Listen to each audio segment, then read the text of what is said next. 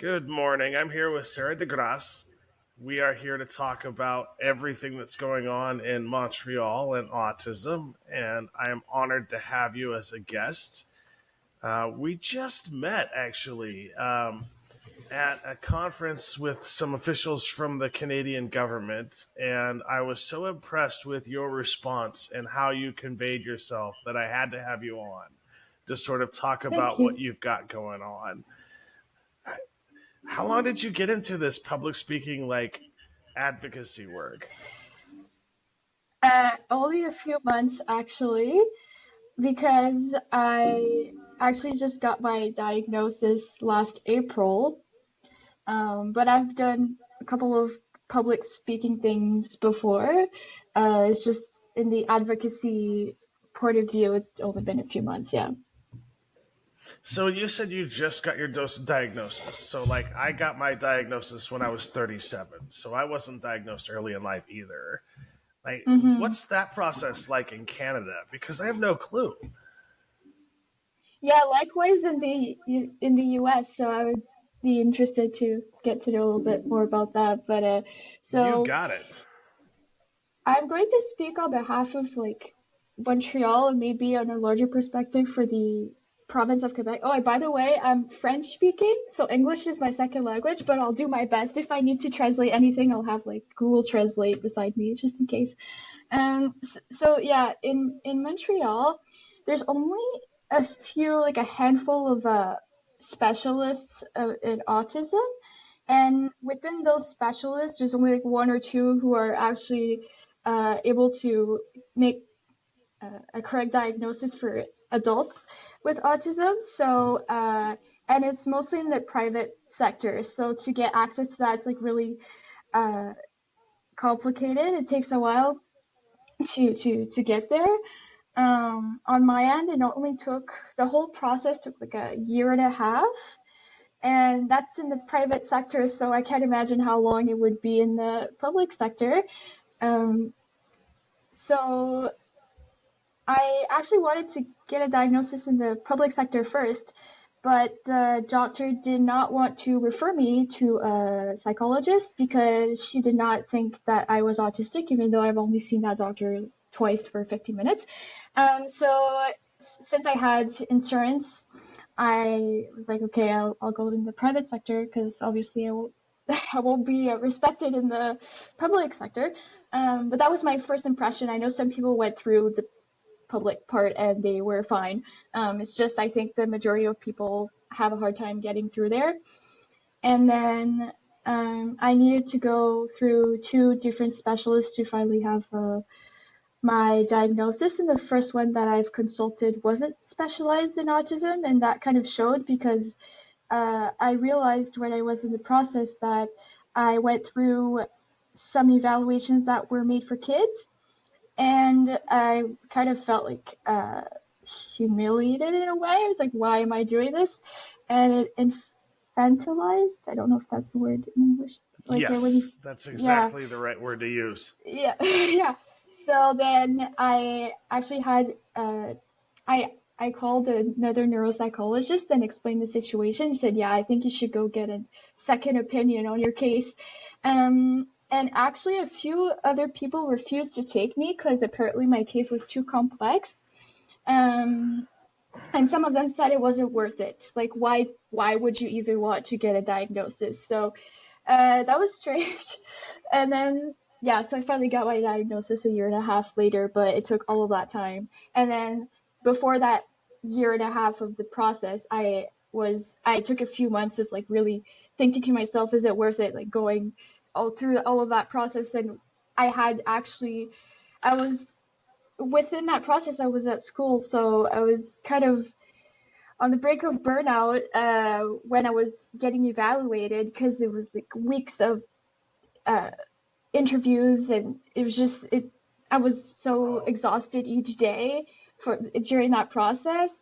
At the end, I think it was worth it, but it's really I think it's really a privilege in a way, and also I wanted to do it. I know some people don't care, or don't have the resources and everything. So I recognize that, and also had the time to do it. But yeah, sorry, I tend to go on monologues, so I know there's only one question, but I'm trying. I tend to go in like all the details. So No. So here's the thing about our podcast, right?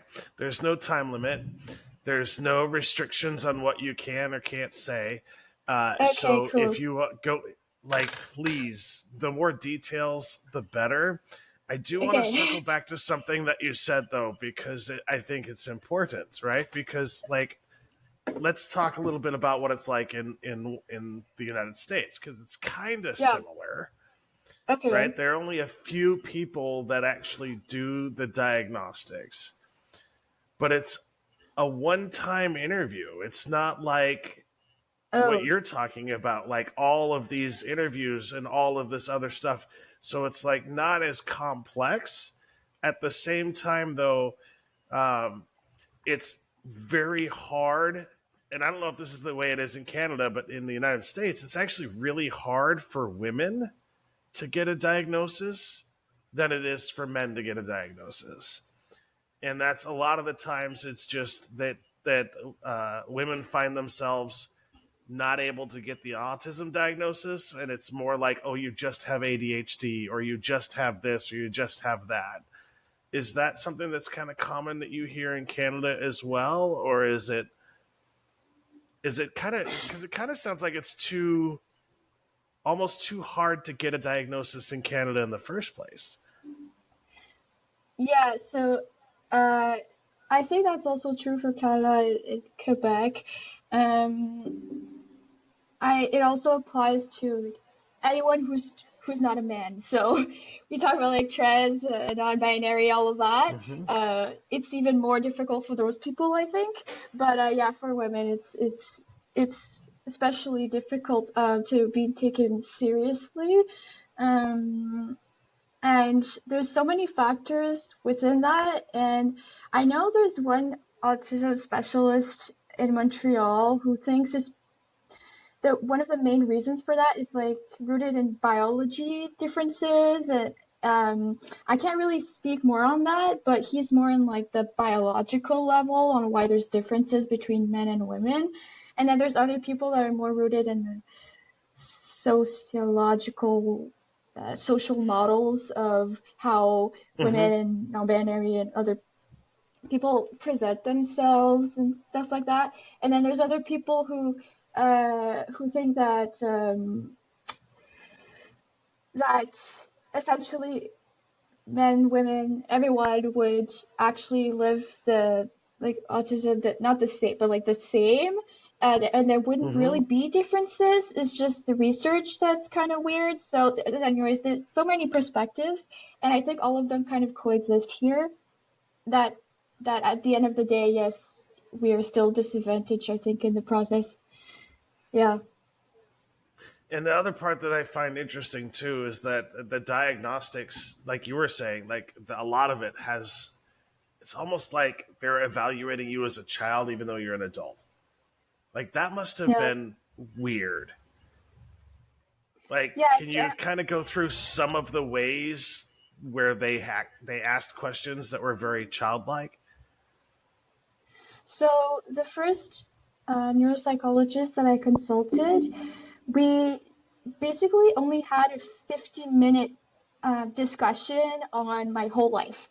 And the rest of the process was IQ tests and tests related to autism, so like the ADOS and all of that. And half of the questions during my discussion were like, can you understand metaphors? Can you understand sarcasm? Those kinds of stereotypically like Mm-hmm. autism things. So I didn't feel like we went that in depth into my life.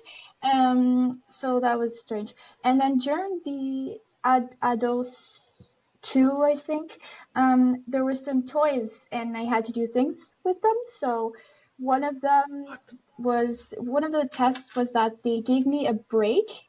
I'm not sure if I can actually, because I don't know if I can talk about what's going on in this test, but at the same time, it's supposed to be for children, so I'll just say it anyways. But yeah, she gave me a break of 2 minutes. She's like, yeah, you can do whatever you want, but she stayed there with her with her pad and pen, and she was just kind of glaring on the side to see what I was doing. And during the break, she put three different toys in front of me, and then I just deduced that I was supposed to choose one of them, I guess. So I just looked at them and I was like, "Oh, what is this?" And she's like, "This is a Walkman." I'm like, "What? Like, why is that there?" And then there was a box of crayons there also that I could choose from. It's just very awkward. They did ask a lot of questions, like adult kind of specific questions, so that was fine. But since it was mixed with other these childlike things, I wasn't really, and I had to analyze like different like children drawings, and I had to make puzzles and stuff. Uh, that was not What? bad, but yeah, and I was just thinking, how is this related to to me now? It didn't quite make sense. So yeah, and when I asked, "Is this for children?" she said yes, but we kind of adapted it a little bit to adults. So that was her answer. Adapted a little bit. Yeah, Well, yeah, I appreciate you spending some time talking about that. I also really want to know about your organization that you're getting up off the ground, because what you're doing is pretty awesome, Sarah. Like, how did you get yeah. this You too. idea of the group that you're starting, or the nonprofit that you're trying to start? Uh, yeah. So it all started when I saw this call from an organization that supports civic engagement in the youth in Quebec, and they had this. We could apply to have funding for any project that was related to encouraging other people to be engaged in civic engagement. So the only thing I knew is I wanted to do something related to autism, so I just submitted a form saying that. And then someone reached out and said, "Oh, we could discuss what kind of things you want to do." And I was like, "There's so many things we could do." And she said, "Well, if there's so many things you could do, you could just start out by creating a forum so that you could see what other people like you would like to do and come together and make things." So it's like, that's an awesome idea. So the credits go to that person for the idea. And then I had $2,500, so I could do anything with that. And then so that was in June of 2023. And then from that point, I was kind of lost of what I could do with that, where to start, like how do I create this event? But I started creating a team. I kind of had a really small network of autism leaders, like young autism leaders in Quebec. So I started with that. And then it just grew from there, I guess. And then 4.5 months later, I held this event in Montreal. We were 17, I think, young autism leaders, where we spent the whole day discussing our vision of leadership, and we invited a few people to talk about different subjects related to that. And then after that, I was motivated to continue, so I applied for a project incubator in Montreal, and it's focused on social innovation. And I spent 2 months working on my application, and I was also coached throughout that. They offered like a coaching session to make sure that the application was okay, and I got accepted. And there's 19 other projects that are going to take part in that project incubator with me, so that's really cool. And some of them also talk about mental health and stuff, so that's interesting. Yeah, so I will be doing that, the project incubator, for the next 6 months.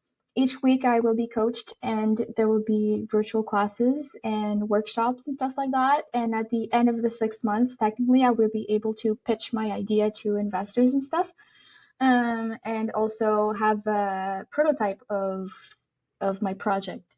So that's the whole history, basically, of that. And also the idea of the project is um, to shed light and like promote, support the initiatives of autism leaders in Quebec and in the French community as well, because I did like a market research and I know there's other associations and groups in Canada, like advocacy groups, but I would like to focus on the leadership kind of side and particularly in the French community, but it could also expand to the Anglophone one, but I just want to start there and create a network of autistic people in Quebec because it does not really exist. There's some communities online, but I've also noticed the need of people to connect in person and to do events and to like all of that. And there's a stigma of people, oh, the autistic people don't want to go out. They're like in their own bubble and they don't like to socialize and all that. But there's so many people who are hungry for that. And I've seen it in my forum and I've seen it talking to other autistic leaders. So there's a need for that. So that's why I'm doing that. And also I'm like a upcoming autistic leader too, so I knew that my need was shared, so that's kind of fun. Yeah, so that's the story. I appreciate that. It's one of those things that I have experienced here too, right? There is this negative stigma or negative sort of perception that people on the spectrum don't want to have friends or they don't want to participate in social activities. When the reality is if there was a safe space for us, we would definitely attend. So, like, how do we Yeah. create these safe spaces for adults on the spectrum to find safe and appropriate friendships? It's one of the biggest struggles that I see. And part of my role on the board of the Autism Society of Oregon is to try and sort of help create some of those spaces because I think it's very important. Mm-hmm. So when you started out and you were looking at other folks on the spectrum as sort of like leadership roles, was it hard to find other people who were interested in this thing on the beginning? Or was it like, did you think, or did you find people were ready for this conversation? They just didn't have a forum. Yeah, it's a great question. I think people were absolutely ready, and it was too easy to find people.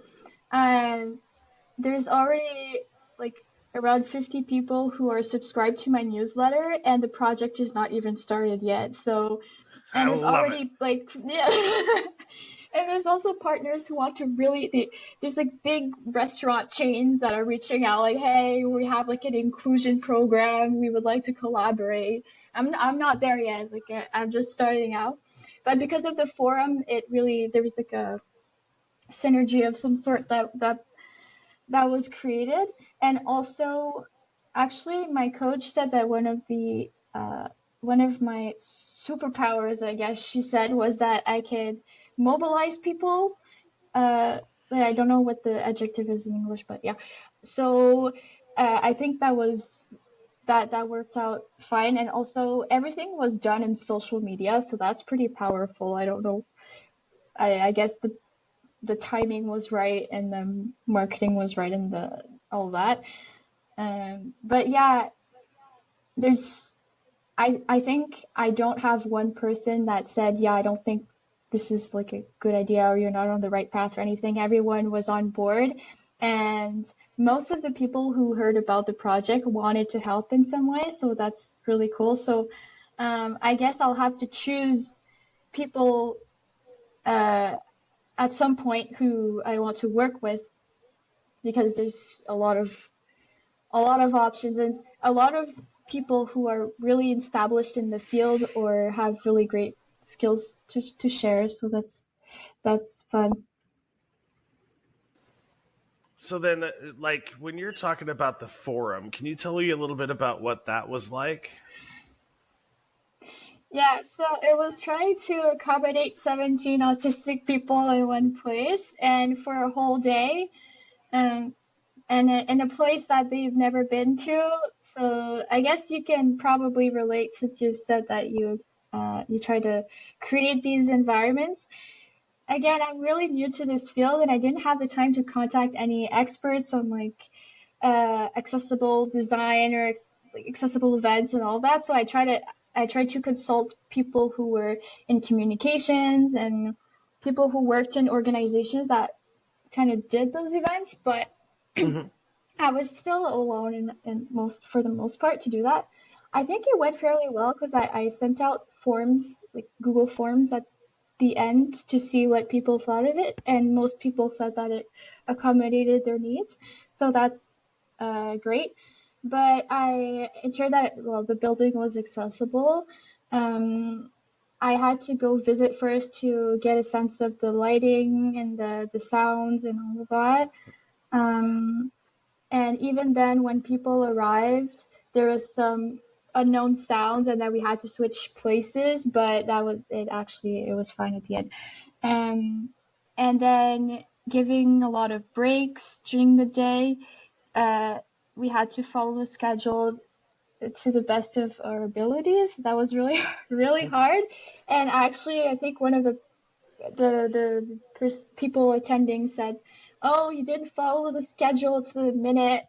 Uh, so I was like, "Oh," but at the same time, um, I can't like be. I had to organize the whole thing, and so yeah.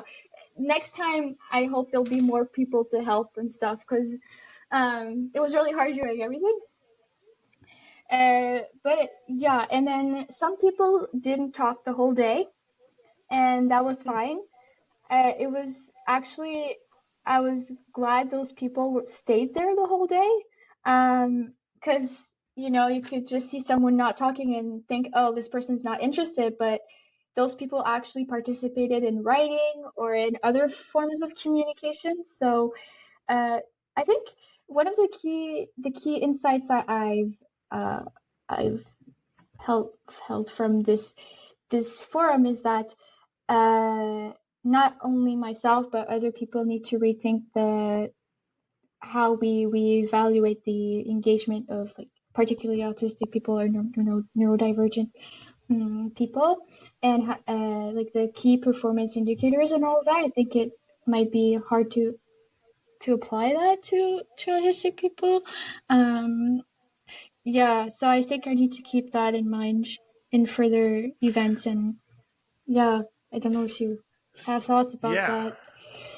So I actually was reading an article recently, and it was about how events aren't built for people on the spectrum. Mm, And one of the key components of that was how do you measure success? And yeah, because sometimes, like, even though somebody doesn't really participate, they're on the sidelines, they don't speak, they're just watching. To that, to them, it's possible that that's just the best time in their world, right? Or the best time in their lives. And so, like, yeah, yeah, giving exactly. people that space, yeah. Uh-huh. And so, I think you're absolutely right. Where you have to like take that into account, and I appreciate what you said about like uh, not having the opportunity to visit a space before the event because like a lot of mental rehearsing has to go in, right? So like before my first day on a job, right? I go in the Hmm. weekend before and I scout out the entrances, I scout out the parking, I scout out all of that stuff so that anything that I can do so that when I show up on day one, I don't have to spend a lot of brain power worrying about that kind of stuff, if that makes sense. Yeah.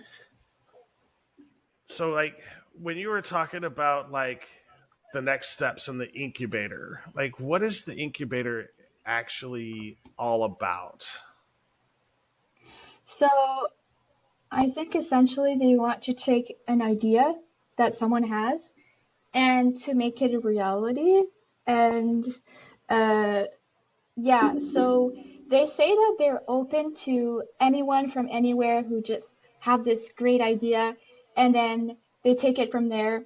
I think there's workshops on how to conduct research on the field and get get feedback from people and also design thinking, a lot of these like catchy entrepreneurial concepts. Right. So But yeah, so um, what's interesting is that I've had this first day of meeting people in person where we had a workshop on leadership Mm-hmm. resilience.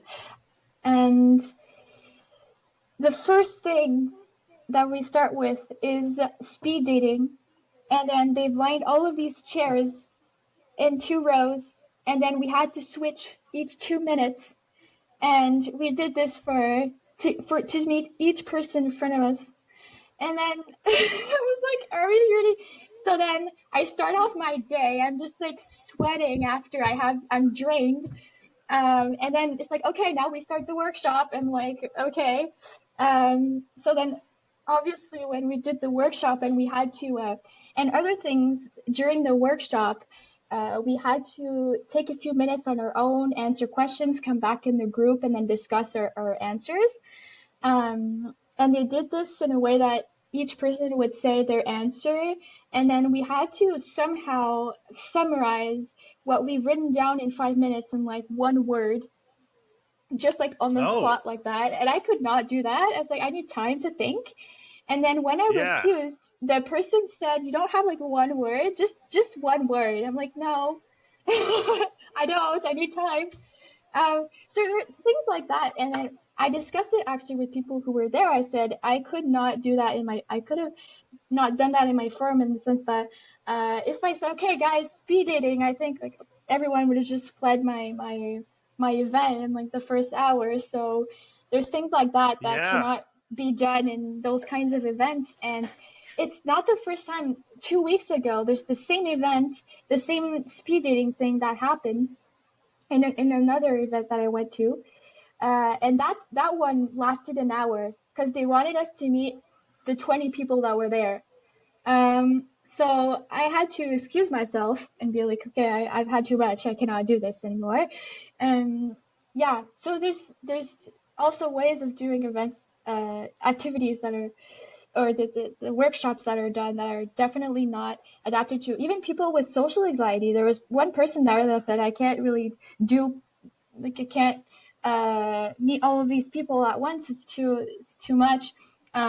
So yeah, it was uh, the, the the the the meat of it, like what we the ideas discussed, really interesting. But the structure of it was really anxiety inducing. So I would not have been able to do that, I don't think. So, like, I think one of the things that people tend to forget is that people on the spectrum need more time to process new information and to be able to exactly. participate in those kind of things. So, like, one of the things that I always uh, try to recommend is like, if you're going to have an event and you're going to do an activity like that, like, get that activity out to folks at least a week in advance so that they can come up with that one word Yeah. when they actually have the event. So it's like my brain takes like to whittle my brain down from all of those thoughts to one word, that takes time. Yeah, yeah, for sure. Oh, and so like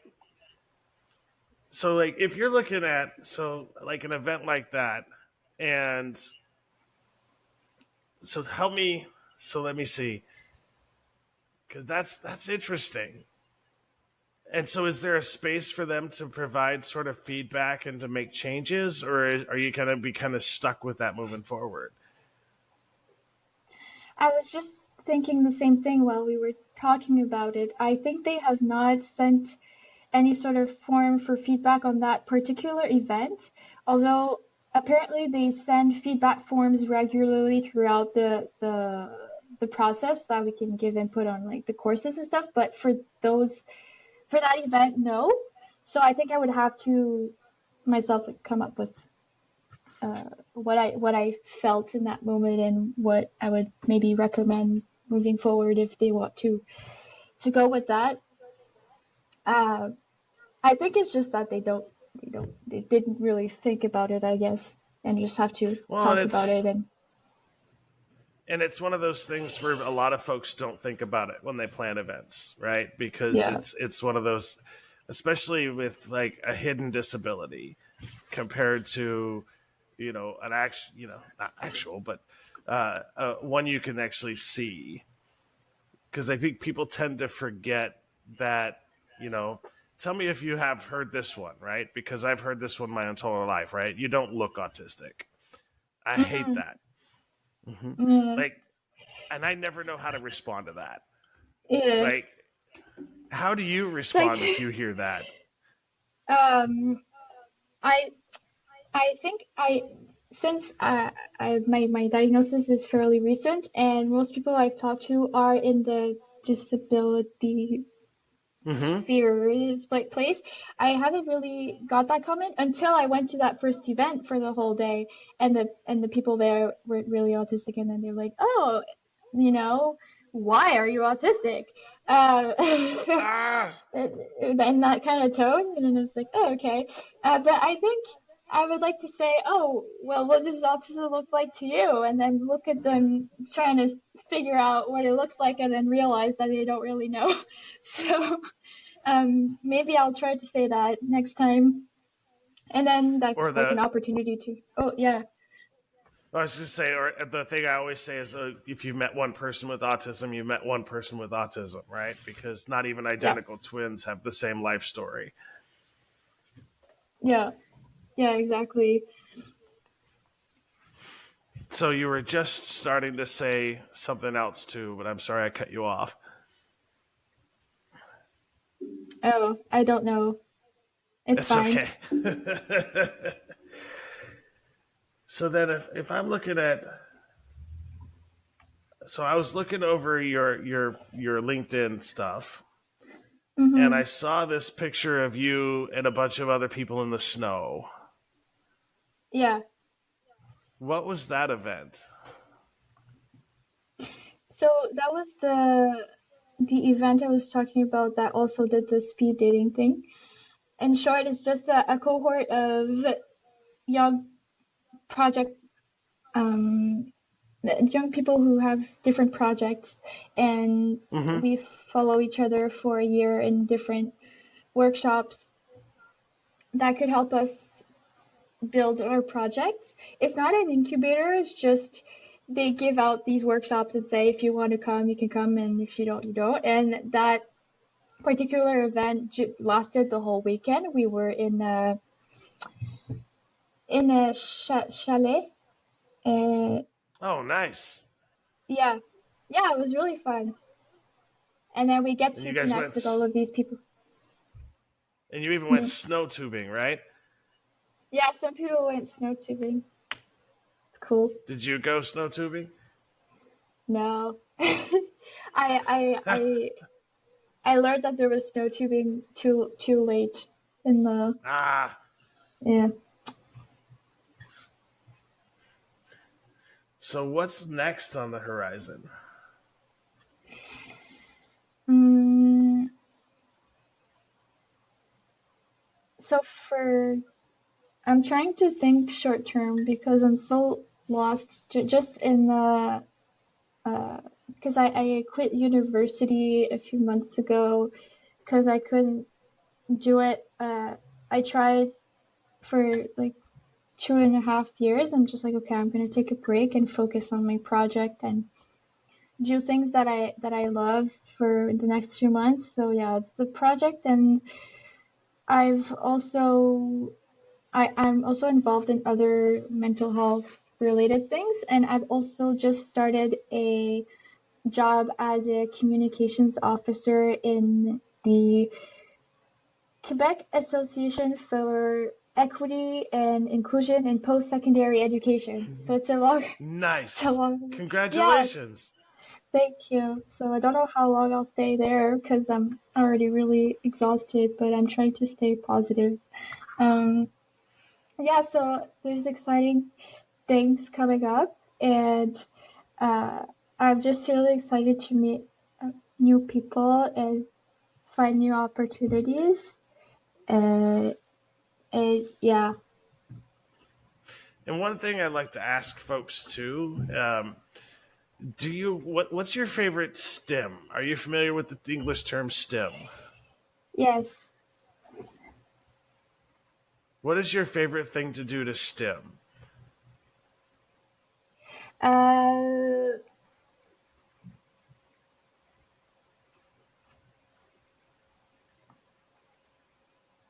I think I really like to jump around. I That's love really that. fun. I'm a Yeah. I like to swing and I have a sensory room. You have a sensory room? Oh yeah. Are What? are you familiar with sensory rooms? Yes, I'm really jealous. Ah, yeah, so I have this lighting system and it's not as expensive as people think. And so like I can change my entire room blue and then I've got a star projector so I can change the patterns on the ceiling. And so like if I'm Oh. getting into sensory overload or if I'm getting into sensory issues, I can retreat to my sensory room and sort of recharge after about 5 minutes and I'm almost brand new. Oh, that's a great idea. I think I will do that in my office space. Oh, that would yeah, I highly recommend it for everybody. And I'm sorry to hear that you quit university though. It's kind of a Yeah, bummer. I've always loved studying, and I've always been great at it on paper. I've always had great results and stuff and won like awards and stuff. But the more time goes on, the harder it is to stay in like traditional education. So I'm really glad that I can participate in that incubator because I can try to learn differently. I don't think I could be able right now to stay in a class for 3 hours and learn about entrepreneurship. I'm really more hands-on. So I have this reaction, right? So you said staying in a classroom for 3 hours. Like I could yeah. not do that. Oh my goodness. Like Usually three it's three hours. hour courses, and usually they give out like 10-minute breaks each hour or so. But I think in that kind of course you have to take your own breaks because it's kind of in 3 hours. Yeah, it's insane. I've done that, and it's like I can't even after an hour. And also I've had to quit for a while because even when the courses interested me, somehow I was kind of in this induced sleep where I would fall asleep literally during class because I stayed there for too long to listen. So, anyways, there's just a lot of barriers that I faced. And even though I think the last school I went to was very fairly accessible and they had these people who were there to help you go like get past those barriers, I guess. And I was just like really exhausted. So if I return to university, it will definitely be part-time studies. But I don't know if it's like that in the US, but here we could get recognized their part-time load as a full-time load if you have like a disability. Yeah, so I think I will do that. Kinda. Oh, So it's so they kind of have that here in the United States, but it depends. So like I learned just the other day that uh, you can ask for that if you have a disability, but if you're going for your doctorate or your PhD, it doesn't extend the time that you have to get your PhD. So you're on a clock, if you will. So like you only have a certain number of years to get your PhD, even though if it's part time or not. It's kind of strange. oh, did you go through university?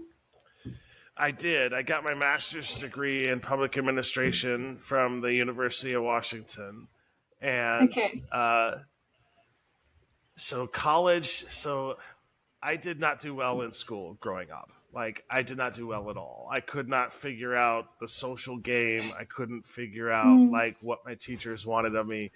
And then I joined the military.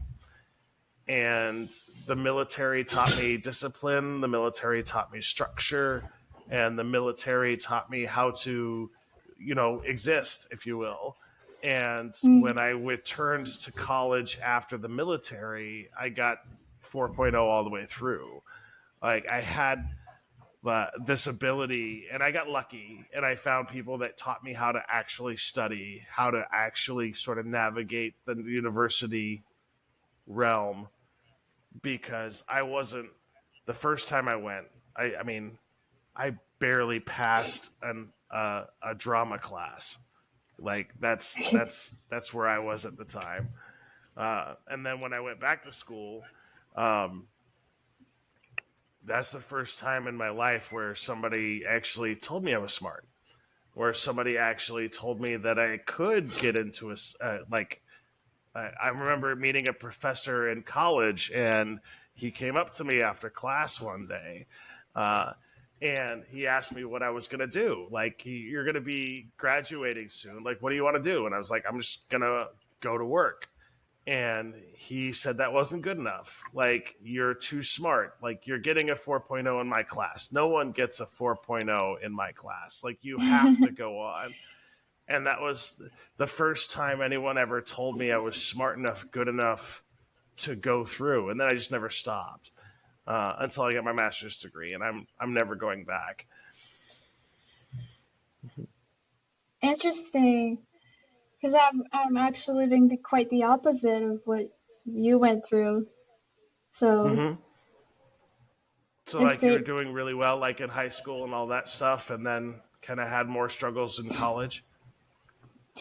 Yeah, well, actually, do you know about Cégep in Quebec? No, Okay. no. Tell me more. So that's kind of so when we finish high school, we actually can't go to university directly.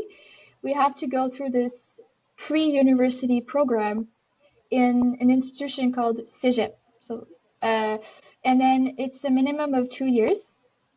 And there's like two types of programs. So there's the traditional pre-university program that usually brings you to university, and then there's this other program that's more technical, and then you can directly go on the working market kind of thing. And it usually is 3 years. So I went through the pre-university program for 2 years, and it was in cinema and communication studies. And then that was I was also doing well um, in that degree. And yeah, so I earned a diploma for that. And then I stayed another year to get like science courses. And then I started university. So I waited like 3 years before actually going. And I think it's great. I really like that kind of transition between high school and university. So it's harder than high school, but it's less hard than university. So it kind of gives you that structure. We're talking about that structured Hmm. military stuff. It's not as structured, but you still get a sense of great practices that you can bring with you to university. So I really like that. Even though I basically did my whole diploma online because of the pandemic, but I still got it. So yeah, so that's how it works, Quebec. So, would you prefer like online versus in person? Because like I'm kind of on the fence, like whether or not I would prefer like a group event online or a group event in person. Because you went through university in person. Yep. Just okay, okay, okay.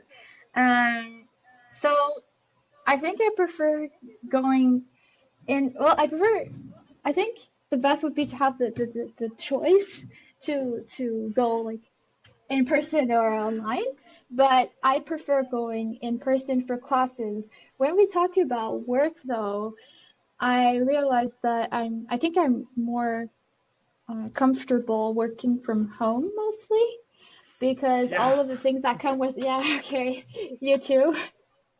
Yeah. Yeah, How long have yeah, you been working because from home?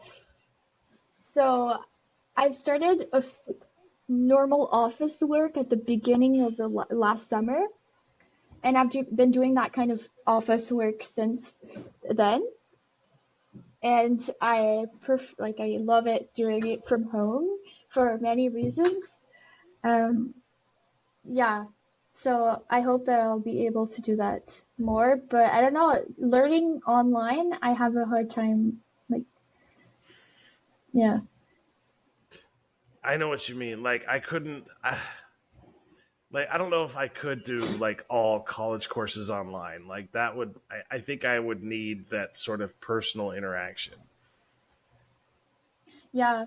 There's the person that the general director of the nonprofit that I just started working for, actually, I think he did his whole university degree online, but that's because he has a physical disability that he can't like go really in person.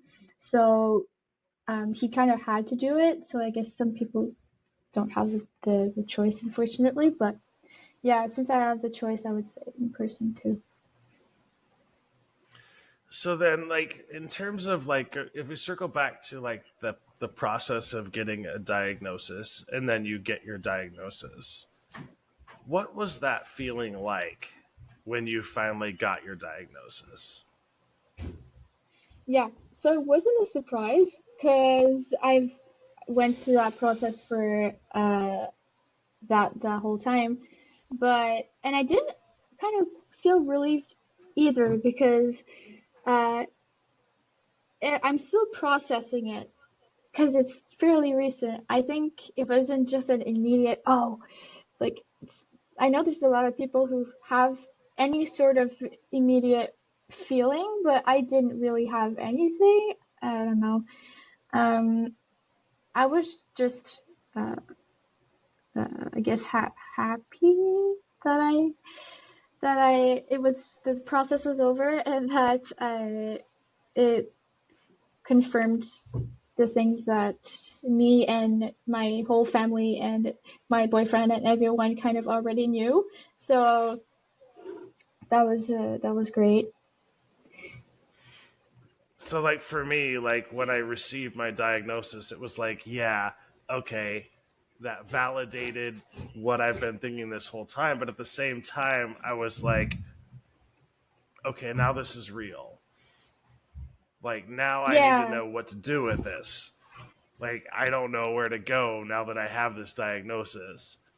And so there was part relief, part excitement, but at the same time, it's like, well, now I'm kind of with this label for the rest of my life. And it was sort of like in the middle. I had all of those emotions going on at once. yeah. And I don't know about you, but now I'm kind of thinking about all of the things that uh, I wanted to work on, or things that people said, oh, you could work on this in terms of maybe uh, like competence wise or things like that. And then I'm just realizing, oh, this is actually part of who I am, and I can't really change that. I can like accommodate those things, but I can't fundamentally change them, and it's kind of just sad, I guess. But I see it in the way that I see it now that I can't change it, but it's things that maybe could annoy some people or make people frustrated, like, oh, why can't you change this? Like, I can't. It's like that. Even though I would like to, it's part of that diagnosis. So there's that, and also kind of the not necessarily there's the grief of, oh, if I knew I could have done this, but there's also the grief of what I thought I could do, and along with the like working on those things that I thought I could work on and finally be able to achieve those goals, kind of the grief of not maybe being not able to do that because it's always going to be like that. So all of those things combined is kind of hard to take in. And I would like to get access to therapy, but uh, like finding specialists in the public sector is going to be really, really hard. And waiting 2 years only to find out that the person in front of you doesn't really understand the complexity of like autism and all of the comorbidities and stuff. I don't know. It's kind of hard. I know what I know what you're going through. Um, Hmm. it took me about 3 years to find a therapist that had any experience with autism whatsoever. And the difference is like trying. How would I explain this in a way that makes sense? So, like the traditional therapist, when you would talk to them and you would say, I would have to spend 15 minutes of my uh, therapy session educating the therapist about what autism Yes. is and what it looks like. With the one I have now, it's different because I'll tell him what's going on, and he says, I bet you think this way. Or I thought, I Mm, bet you acted like this. And so, like, we don't have to spend 20 minutes of our session talking about what autism is. We can just talk about what's going on. And yeah. there are not enough providers. There are just not enough providers with experience with people on the spectrum. So I hope you find one. Oh my goodness, I'm so sorry. That's 2 years. Yeah. Yeah, it's a There's a long two waiting year. list. I It's think. a two And year you wait. well, even in the what do you know the hospital, the place in the hospital where you go if there's an emergency, Yep. that place. Um, I we saw in the news maybe 2 weeks ago that there was a around 50-hour wait in that place, and the wait is on the when you're on like this uh, movable bed that sometimes they just Yeah. place you somewhere on that bed. Yeah, it's in that kind of bed. You wait around 50 hours. I think it calmed down a little bit. It was more like that during the holiday season, Mm-hmm. but still, it's just like an emergency on that side. So it's also in the waiting list of professionals, healthcare professionals too. Wow. I had no idea. But I think that's more in Montreal and in Quebec. I think it's less because people, when there's an emergency, they prefer driving all the way to Ottawa and be treated there than just going to their local hospital. We're like, that's how bad it is. So, yeah. Wow. So we've been at this almost an hour. Yeah, So true. I just kind of want to wind down and make sure that we cover anything that you wanted to talk about. So do you have any other speaking engagements, or do you have a social media you can point people to who want to know more about your organization and more about you? Uh, yes. So for now, the website name is in French and it is not available in English yet. I Okay. can, it's autistic leaders, but in French, so leader autiste. Um, and there's also like a Facebook page and an Instagram page. But for now, I've only posted things that were related to the forum. So it's mainly inactive, but I'll become more active when the project starts. And then my LinkedIn page and all of that is just my name. Um, yeah. Perfect. Well, it was a pleasure having you on, Sarah. I learned so much. Um, Yeah, I would likewise. love to have you again in the future too, if you would like. Yeah, I would love to, for sure. You got it.